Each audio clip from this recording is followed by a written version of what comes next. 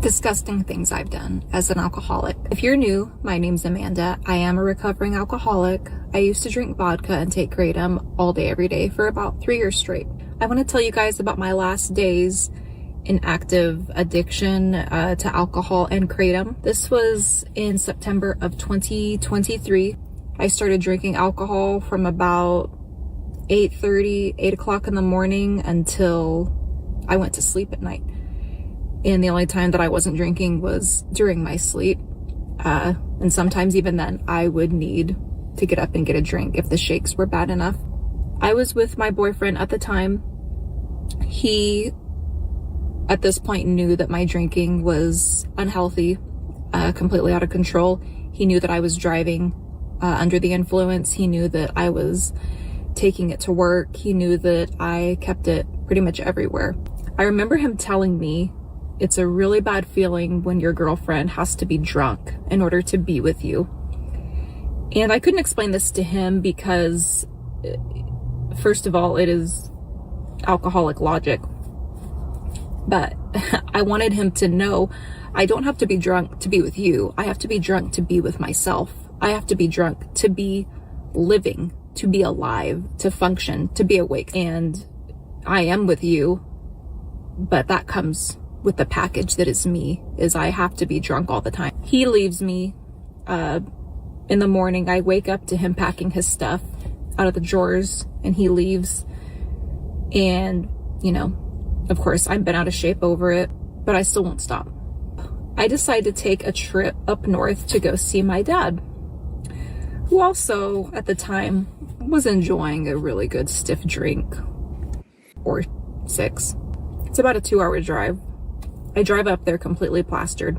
I remember just being so sad. I experimented with other substances. Things are just different up in the mountains. I swear it's like a different world. And no matter what I took, no matter what I drank, I couldn't get rid of this sadness and this emptiness and this missing my boyfriend. It was probably the most intoxicated and most just out of my mind that I had ever gotten up until that point in my life. I pass out at some point, wake up the next day with just a hangover that lasted for 2 days, it seemed like. Saturday, I came back home on Sunday, drove completely hungover, swigging, nursing my hangover while driving, which in itself is fucking disgusting, selfish, and repulsive of me. I just asked him, will you please come over? And he was like, are we gonna chat or am I staying the night? And I'm like, I want you to come over. I want us to get back together and I want you to stay the night and just stay with me forever. I said something along those lines. So he comes over, brings me a milkshake. We had not addressed my alcoholism at all, but I had it in my mind that I would work on it. And if you or someone you know struggles with substance disuse, you know that I'm going to work on it means absolutely nothing. It means that we're entering negotiation of, I want things to stay the same, but I would rather you be okay with it. So I'm going to tell you that I'm going to work on it. I might even stop drinking in the mornings and not start drinking until the afternoon. That might work. That might be a doable compromise. So that morning, he looks at me and says, please don't drink this morning. And I remember he looked at me and he says, you don't need it. So I thought, okay, I'm going to try to get through this morning, just this morning, without alcohol. I'm driving to work and I'm listening to my audiobook and it was getting to a really good part. So I decided to take the back road and take the long way just so I can get that extra 5 minutes. And I pull up to what I thought was a 4-way stop because it was kind of like back country roads, and it was not. The person coming from my left did not have a stop sign. I did. Me assuming, and by the way, I'm still hungover. That's how bad the hangover was. I still was feeling the hangover because I anticipated this person stopping. They did not. I just proceed. And I was going straight, and this person, because of me, T-bones me going 55 miles an hour.